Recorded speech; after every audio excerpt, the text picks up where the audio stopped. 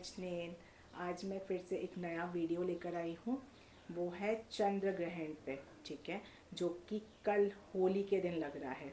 ठीक है, अब होली का वर्ड लिया है तो सबसे पहले मैं सबको शुभकामनाएं देना चाहूँगी। ठीक है, होली के दिन आप लोग का बहुत बहुत बहुत ज़्यादा ब्लेसिंग्स मेरे साइड से। ठीक है, भगवान आपको आशीर्वाद दे कि आप अपने लाइफ में बहुत ज़्यादा तरक्की करें। जिसके लाइफ में जो भी प्रॉब्लम्स आ रही है उसका सल्यूशन ज़रूर आपको कल मिल जाए।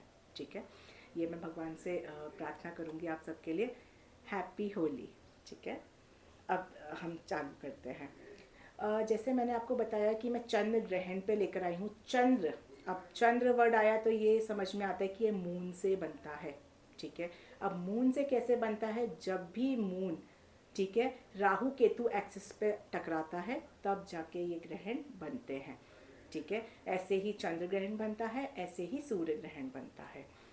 अब आप ये समझिए, जो कल पहले मैं टाइमिंग बता देती हूँ आपका कि कब से कब तक क्या है। ठीक है, 14 मार्च को 9:29 से शुरू होगा। ठीक है, 9:29 से शुरू होगा, जो कि दोपहर 3:29 तक रहेगा आपका। ठीक है, और ये जो ग्रहण है 6 घंटे 2 मिनट का रहेगा, और इसी टाइम पे ही आपकी कल होली भी रहेगी।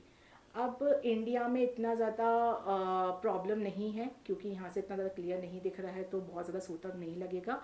और जो लोग भी सूतक मांगते हैं वो 9 घंटे पहले से सूतक लग जाता है। ठीक है, अब आप लोग को सूतक पे क्या क्या करना है, वो जो जानना चाहते हैं वो मुझे कमेंट बॉक्स में मैसेज कर सकते हैं, उनको मैं बता दूँगी। और इन जनरल ऐसा होता है, जो भी प्रेग्नेंट वुमेन होती हैं या जिनकी हेल्थ प्रॉब्लम बहुत ज़्यादा है, उनको थोड़ा सा सेफ्टी एक्लिप्स के टाइम पे रखना चाहिए। अब ये जो एक्लिप्स है ये सबसे ज़्यादा इम्पैक्ट किसको करता है? जिसके भी चार्ट में, आप लोग अपना चार्ट खोल के देख सकते हो, जिसके भी चार्ट में मून राहु केतु एक्सिस पे हो, उनको सबसे ज़्यादा प्रॉब्लम क्रिएट करता है। या तो मून राहु का कॉम्बिनेशन हो, मून केतु का कॉम्बिनेशन हो, और कभी कभी मून और शनि का कॉम्बिनेशन होता है, जो कि विष दोष है, उनको भी इम्पैक्ट करता है। दूसरी चीज़ किनको सबसे ज़्यादा इम्पैक्ट करता है? जिनके में चंद्रमा की दशा चल रही हो। चंद्रमा की दशा हो, केतु की अंतर्दशा हो, मून केतु कॉम्बिनेशन हो दशा में, मून राहु कॉम्बिनेशन हो, मून शनि कॉम्बिनेशन हो, केतु मून कॉम्बिनेशन हो, राहु मून हो, शनि मून हो, ठीक है, सैटर्न मून जिसको हम बोलते हैं। अगर ये सब कॉम्बिनेशन या ये दशाएं आपकी चल रही हैं तो आप लोग को सबसे ज़्यादा सावधानी रखनी है, क्योंकि आप लोग पे ही सबसे ज़्यादा इम्पैक्ट करेगा। अब एक्लिप्स इम्पैक्ट क्यों करता है? मून मतलब, मैंने हमेशा बताया, मून मतलब हमारा माइंड होता है। अब एक्लिप्स सबसे ज़्यादा इम्पैक्ट कहाँ डालेगा? माइंड से। अब माइंड से अगर मान लो हमारे डिसीजन गलत हो जाए, ठीक है, हमारी हेल्थ प्रॉब्लम तो ऑलरेडी चल रही है, हम वीक पड़ जाए अंदर से, तो ऑब्वियसली बात है कि आपकी प्रॉब्लम होना स्टार्ट हो जाएगी। इस वजह से ही एक्लिप्स के 1 हफ्ते पहले और 1 हफ्ते बाद तक की एनर्जी बहुत ज़्यादा हाई रहती है। और इसी टाइम पे जिनकी मून की दशा होती है उनका आप लोग सडनली नोटिस भी करोगे। आप लोग खोल के देखना दशा क्या चल रही है, और अगर चंद्रमा की चल रही है तो आप देखोगे सडनली मून स्विंग होना स्टार्ट हो जाएगा। आप लोगों को समझ में नहीं आएगा कि मैं क्या कर रही हूँ, मुझे क्या करना चाहिए आगे। ठीक है, क्या मैं सही चीज़ें कर रही हूँ कि नहीं कर रही हूँ, तो थोड़ा सा कंफ्यूज्ड माइंड भी हो जाता है। ठीक है, हेल्थ प्रॉब्लम सडनली आना स्टार्ट हो जाते हैं। ठीक है, तो ये सब चीज़ें जो प्रॉब्लम्स रहती हैं ये एक्लिप्स के टाइम पे फील होती है। जिनकी मून की दशा, केतु की दशा, राहु की दशा, शनि की दशा चल रही होती है, उन पर ज़्यादा करते हैं। और जिनकी अच्छी दशा चलती है तो उतना ज़्यादा इम्पैक्ट नहीं रहता है। लेकिन अगर अंतर्दशा, प्रत्यंतर दशा, सूक्ष्म दशा वगैरह में थोड़ा बहुत मून टकराता है तो थोड़ा सा फील होता है। अब आज मैं किन राशियों पे क्या क्या सावधानी आप लोग को रखनी है इस एक्लिप्स के टाइम पे, ये मैं आपको बताऊंगी। ठीक है, मैं बिना देरी करे ये वाला अपना पार्ट स्टार्ट करती हूँ। सबसे पहले मैं लेकर आई हूँ ये जो वीडियो है। ठीक है, ये आप लोग लगन के आधार पे देखिएगा प्लीज़। मून साइन जिसको चंद्र राशि बोलते हैं, जो लेटर्स पे बेस्ड होती है, या सन राशि है, सनशाइन है, उन सब पे बेस्ड नहीं है। लगन पे देखिएगा, जो फर्स्ट हाउस में है उसको लगन बोलते हैं। ठीक है, अब हम स्टार्ट करते हैं। सबसे पहले मैं लेती हूँ मेष राशि, जिसको हम एरीज लगना भी बोलते हैं। एरीज लगन वालों के लिए, अच्छा उससे पहले मैं आप लोग को ये चीज़ बता दूं कि जो चंद्रमा है वो कन्या राशि में भ्रमण करेगा, जिसको हम वर्गो भी बोलते हैं। अब उसमें मून केतु का कॉम्बिनेशन रहेगा, इस वजह से ये ग्रहण दोष रहेगा। अब स्टार्ट करते हैं। एरीज वालों के लिए जो मून ट्रांजिट करेगा वो करेगा उनके 6th हाउस में। अब क्योंकि इनके 6th हाउस में, 6th हाउस किस चीज़ का होता है हमारा, एनिमीज़ जिनको प्रॉब्लम आ सकती है, एनिमीज़ आपके एक्शन में आ सकते हैं और आपको कुछ परेशानी पहुंचा सकते हैं। जो लोग हेल्थ इश्यूज ऑलरेडी है, थोड़ा सा आप लोग को इस टाइम पे ध्यान देना है कि हेल्थ मेंटली स्ट्रांग रहना है, वीक नहीं पड़ना है, ताकि हेल्थ प्रॉब्लम ज़्यादा बढ़े ना। थोड़ा सा किसी का कोई इंटरव्यू है या फिर कोई कॉम्पिटिटिव एग्ज़ाम है, उसमें भी थोड़ा सा आप लोग को फोकस अगले 15-20 दिनों के लिए बढ़ाना पड़ेगा थोड़ा, नहीं तो वो ब्रेक करेगा, वो जो आपका कंसंट्रेशन है, वो फोकस है, वो थोड़ा टूटेगा। इसलिए आप लोग को इन सब चीज़ पे, जिनके कोर्ट केसेस वगैरह चल रहे हैं, तो थोड़ा सा अभी इस टाइम को 15-20 दिन अवॉइड करो, उसके बाद कोई डेट्स लेना। तो इन सब चीज़ को लेके, और सबसे इम्पॉर्टेंट है कि इन सब चीज़ को लेके कोई डिसीजन गलत ना हो जाए, इस चीज़ का भी आप लोग को ध्यान देने की बहुत ज़रूरत है। अब एरीज वालों के लिए 4th हाउस का लॉर्ड होकर 6th में है, तो 4th हाउस किसका हो गया, प्रॉपर्टी रिलेटेड कोई भी आप लोग को डिसीजन नहीं लेने हैं, कोई व्हीकल अभी परचेज नहीं करना है। मम्मा की हेल्थ अगर ख़राब रहती तो उसको आप लोग को बहुत ज़्यादा सेफ्टी रखनी है। गाड़ी मतलब इस टाइम एक्सीडेंट्स बहुत होते हैं, तो जो ड्राइव करते हैं उनको बहुत ज़्यादा सेफली ड्राइव करना है इस टाइम पे। तो आपको इन सब चीज़ों का बहुत ज़्यादा ख्याल रखना पड़ेगा एरीज लगन वालों के लिए। अब मैं आती हूँ टॉरस वालों के लिए। टॉरस वालों आप लोग के लिए जो चंद्रमा ट्रांजिट करेगा, वो ट्रांजिट करेगा आपके 5th हाउस में। अब 5th हाउस होता है हायर एजुकेशन, जिन लोग का वीज़ा लगा हुआ है, बहुत टाइम से अटका हुआ है, तो अभी भी 15-20 दिन आप लोग को थोड़ा केयरफुल रहना है, नहीं आएगा। फॉरेन अगर कोई ट्रैवल कर रहे हो, बाहर जा रहे हो, हायर एजुकेशन के लिए कुछ अप्लाई किया हुआ है, कोई फॉर्म भरना है, तो अभी 15-20 दिन रुक जाओ, उसके बाद आप लोग हायर एजुकेशन के लिए अप्लाई करना। सबसे इम्पॉर्टेंट है टॉरस वालों के लिए, जिसको विश लगन भी बोलते हैं, जो लेडीज़ प्रेग्नेंट है उनको अपने हेल्थ का रेगुलर चेकअप रखना है, क्या खा रहे हो उसका बहुत ज़्यादा ध्यान रखना है, बाहर का खाना एकदम अवॉइड करने की कोशिश करना, थोड़ा सा अपने कम से कम कम्युनिटी में जाने की कोशिश करना, ताकि सेल्फ रिस्पेक्ट मेंटेन रहे। नहीं तो जिसकी चंद्र दशा खराब आई हुई है, वृष लगन वाले, थोड़ी सी सेल्फ रिस्पेक्ट भी आपका खो सकता है, थोड़ा सा गेन्स वाइज में भी प्रॉब्लम आप लोग को आ सकती है। ठीक है, अब मैं आती हूँ जमीनी पे, जिसको हम मिथुन राशि भी बोलते हैं। आप लोग के लिए जो चंद्रमा ट्रांजिट वो करेगा आप लोग के 4th हाउस में। ठीक है, अब 4th हाउस में ट्रांजिट करेगा तो आप लोग का 2nd हाउस का लॉर्ड होकर 4th में ट्रांजिट करेगा। सबसे इम्पॉर्टेंट है, फैमिली में आपके सोच की वजह से कोई लड़ाई झगड़े नहीं होना चाहिए। ठीक है, 2nd हाउस फैमिली का 4th में ट्रांजिट कर रहा है, एक्चुअल पीस का होता है, तो वो भंग नहीं होना चाहिए। इस चीज़ का आप लोग को बहुत ज़्यादा ध्यान रखना पड़ेगा। दूसरी चीज़ है, कोई सेविंग्स है और कहीं पर इन्वेस्टमेंट करने जा रहे हो, तो एक बार क्रॉस चेक कर लेना कि वो इन्वेस्टमेंट आपके लिए सही है कि नहीं है, तभी जाके डिसीजन लीजिएगा। और अगर आप नहीं ले पा रहे हो, तो जिनकी दशा अच्छी चल रही है उनसे जाके आप निष्कर्ष ले सकते हो, फिर डिसाइड कर सकते हो। ठीक है, ये थोड़ा सा आप लोग को केयरफुल रहने की ज़रूरत है इस चीज़ में। हो सकता है कि अनएक्सपेक्टेडली फैमिली से दूर जाने का मौका पड़ जाए आप लोग को, अनएक्सपेक्टेडली। ठीक है, फोर्सफुली जिसको मैं बोलती हूँ, हो सकता है वर्क फ्रंट रिलेटेड हो या कोई अचानक से कोई काम आ जाए, तो आप लोग को जाना अपने नेटिव प्लेस पे, नेटिव प्लेस से दूर भी जाना पड़ सकता है, और दूर रह रहे हो तो नेटिव प्लेस आना भी पड़ सकता है, दोनों ही पॉइंट्स वैलिड है। तो ये आपका हो गया जमीनी लगन वालों के लिए। अब मैं आती हूँ चंद्र कैंसर लगन वालों के लिए। कैंसर लगन वाले आप लोग के लिए मून ट्रांजिट करेगा आप लोग के 3rd हाउस में, और आप लोग के 1st हाउस का लॉर्ड रहेगा। सबसे ज़्यादा जो एक्लिप्स इम्पैक्ट करता है हमेशा, कोई भी दशा चले, वो करता है कैंसर लगन वालों के लिए। क्यों? क्योंकि कैंसर लगन वालों का तो लगन लॉर्ड ही मून होता है, तो वो लोग बहुत ज़्यादा इमोशनल होते हैं। और जब क्या होता है ना कि हमारा इमोशन जब बहुत ज़्यादा हावी हो जाते हैं, हम प्रैक्टिकल वे में कम सोचते हैं ना, तो हमेशा गड़बड़ होती है लाइफ में। हमेशा दोनों चीज़ में बैलेंस होना चाहिए, बहुत इंपॉर्टेंट है। तो कैंसर लगन वालों आप लोग को तो सबसे ज़्यादा केयरफुल होना, कोई भी डिसीजन इन 15-20 दिनों में आगे अभी नहीं लेने की कोशिश करिएगा।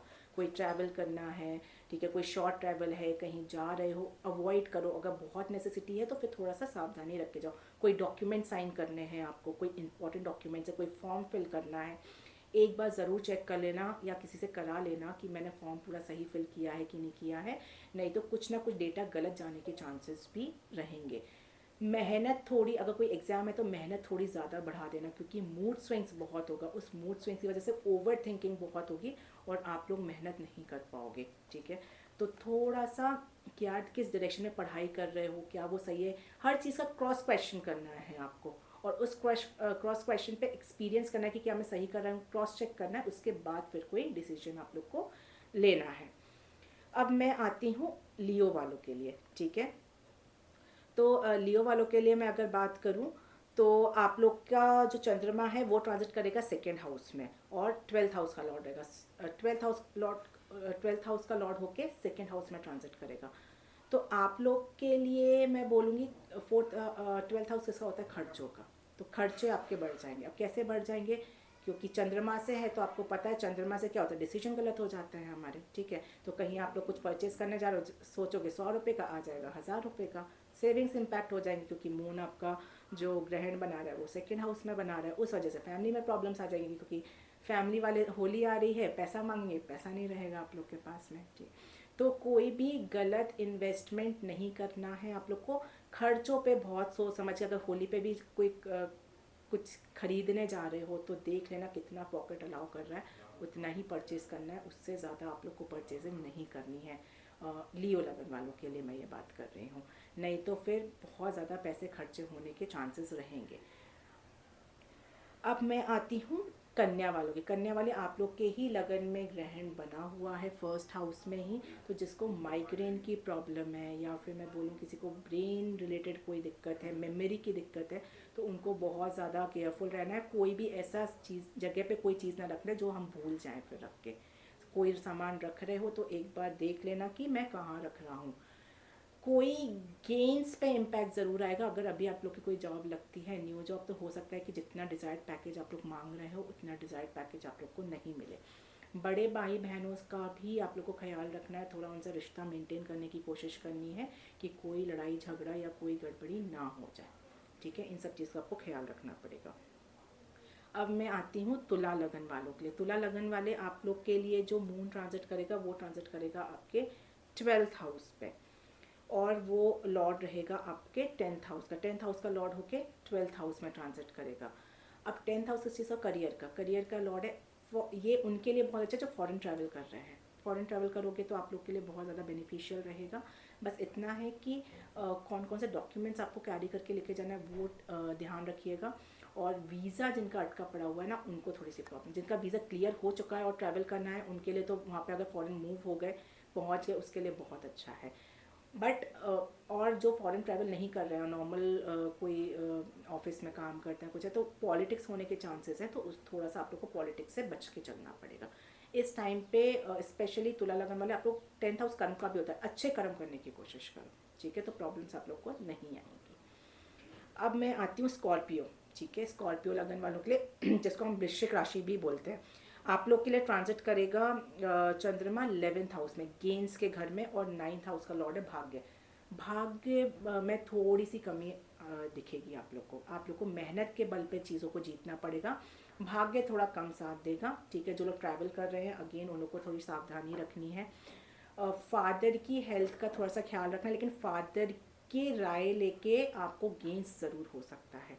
कोई भी डिसीजन लेना है या कुछ भी लेना है, फादर की हेल्प लोगे तो वो बहुत ज़्यादा हेल्पफुल आप लोग के लिए हो सकता है। लेकिन हाँ, फादर की थोड़ा हेल्थ का केयरफुल रहना है, और बड़े भाई बहनों के भी थोड़ा हेल्थ का आप लोग को केयरफुल रहना है। अब मैं आती हूँ कैप्रिकॉन लगना पे, सॉरी सेगिटेरियस लगना पे। सेगिटेरियस लगन वालों के लिए जो मून ट्रांजिट कर रहा है वो करेगा आपके 10th हाउस में और 8th हाउस। अब 8th हाउस का लॉर्ड होकर 10th, सडनली फाइनेंशियल लॉस, ठीक है। सडनली मान लो हम कोई मान लो जो गलत कामों में, लॉटरी वगैरह में सडनली हमारा कुछ काम किया, हमने एकदम से इन्वेस्टमेंट कर दिया, एकदम से पूरी लॉटरी लगा दी, पूरा पैसा डूब जाएगा। जो लोग स्पेशली लॉटरी वगैरह में गलत आदतों में पड़े हुए हैं उनके लिए मैं स्पेशली बोल रही हूँ। और वो लोग सैजिटेरियस लगन के लिए, जो लोग पढ़ाई, कोई एग्ज़ाम है, फोकस थोड़ा बढ़ा देना, ड्राइव बहुत केयरफुली करना, किसी से क्या बोल रहे हो, कोई अपनी ऐसी कोई बात मत बता देना जो आप लोग के लिए प्रॉब्लम क्रिएटिंग हो जाए, या वो इंसान उस बात को लेके बाद में आपको परेशान करे, ठीक है।